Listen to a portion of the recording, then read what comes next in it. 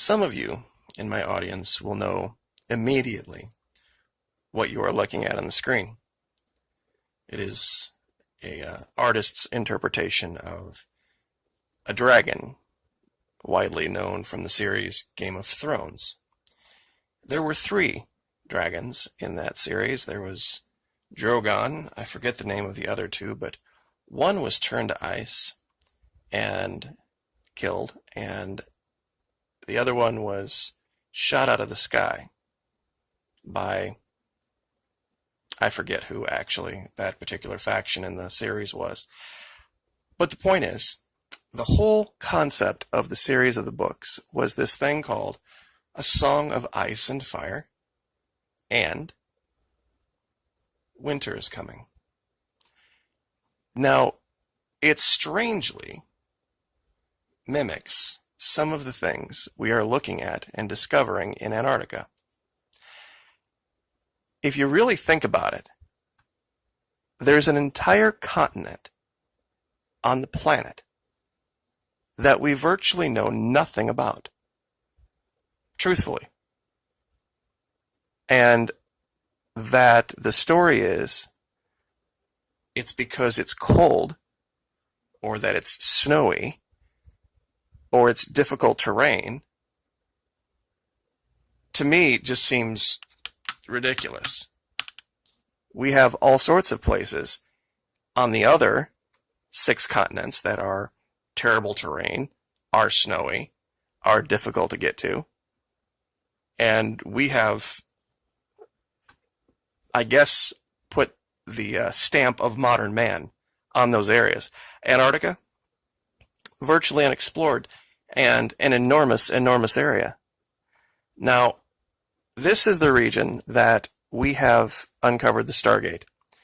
There are a lot of things in this region, and I've encouraged people to go here and look. But I'm going to show you 3 dragons. And not just 3 dragons, but 3 dragons that strangely mimic the story of Game of Thrones. We'll start with the first one. Literally setting out here for everyone to see. You can see the back, you can see the legs, you can see the head. You can, if you look closely enough, you can even see the fire breath, or at least the smoke from it. You see, that's the thing no one has been able to answer when I show them this area. All the bright red, all the yellow. There's only a couple of things this could be. There are areas in Antarctica where we have outposts, and occasionally, to keep things from freezing, they will coat everything in diesel oil and fuel that has a red dye to it. So sometimes when you go to those places, you'll see a lot of red all over the snow. That's fine. I can accept that. This isn't one of those places. There's virtually no explanation whatsoever for all of this gold and red other than it's burning fires. I mean, I suppose maybe you could make the allegation that it's gold on top of rubies, but I think fire might be a bit more reasonable, if that's at all possible down here, given that we see the evidence of ice melting everywhere. So this one would represent Drogon, the one alive. I had mentioned one of in the series, dragons had been captured and turned to ice.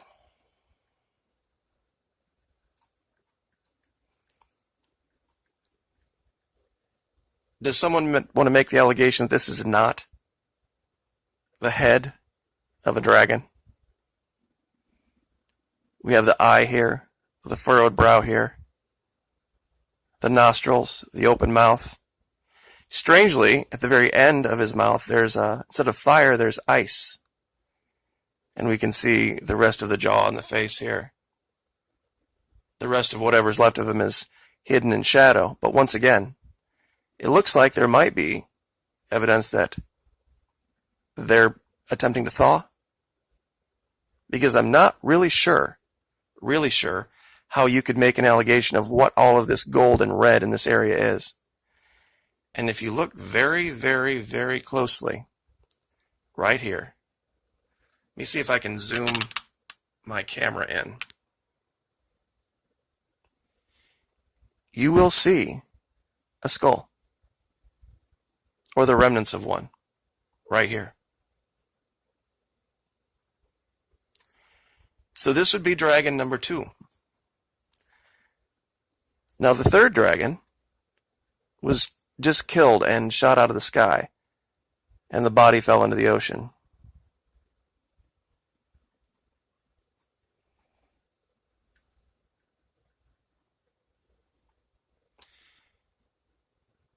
You can see the ear here, you can see the eye here, you can see the mouth, the nose, the jaw. It doesn't look alive. Perhaps the rest of the body is inside the cave. So that's 3 different things. I don't know how you could call this pareidolia, given that pareidolia is the predilection for the human eye to pick out faces where there aren't any. These aren't faces. These are dragons. And 3 in one location that are pretty undeniable in their appearance. You know, they say that art mimics life. That's actually a real good look. Let's see, this is about eye altitude 1,000 feet. Once again, of course, down in the description, you will have the locations, Google Earth Pro. I'll give you the year, and you can go here for yourself and make your own judgment call as to what you think this is. But given that the official explanation for everything in Antarctica is wind, ice, snow, and rock, this is some of the most creative wind, ice, snow, and rock I've ever seen in my life. The different shapes we've been able to uncover, if that is truly all we're seeing. And this area is completely covered in artifacts like this.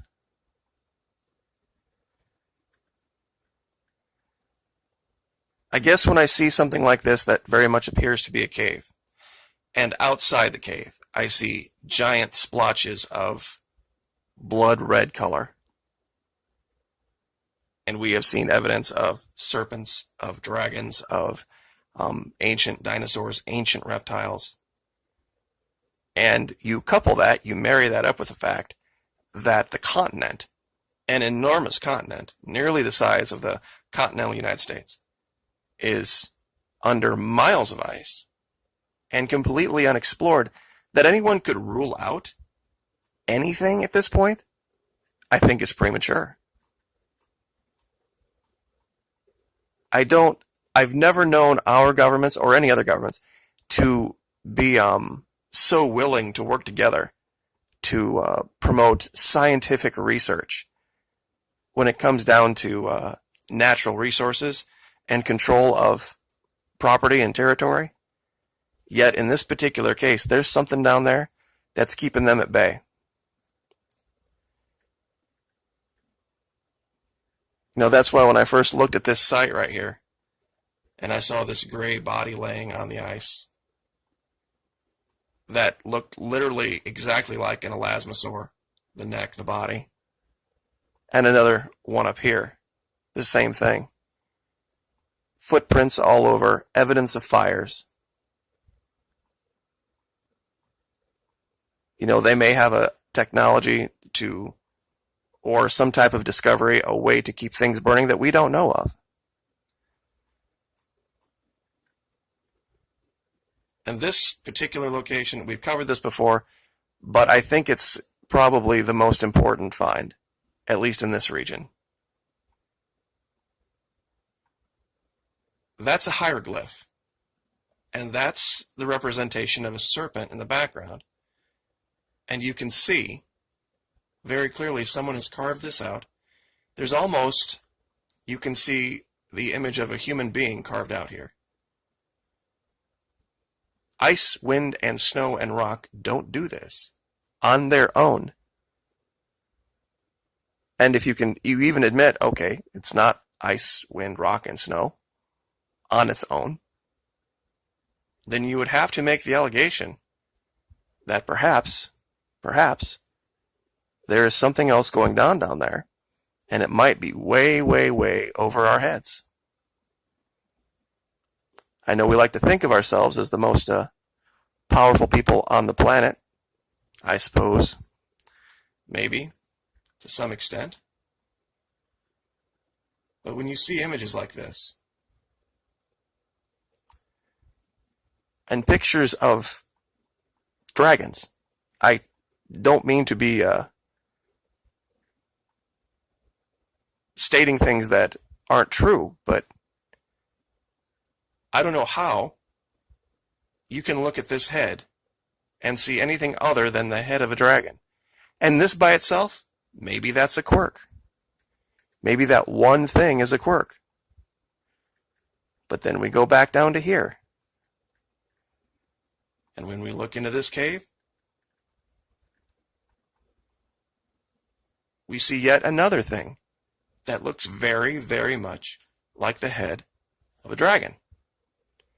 So that's two. That would be strange. That would be an incredible, incredible coincidence.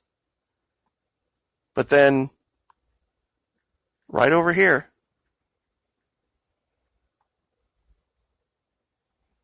three? I'm sorry, but even if I didn't believe in dragons before I looked at this, I would now. And I'll leave that there. Like, share, subscribe.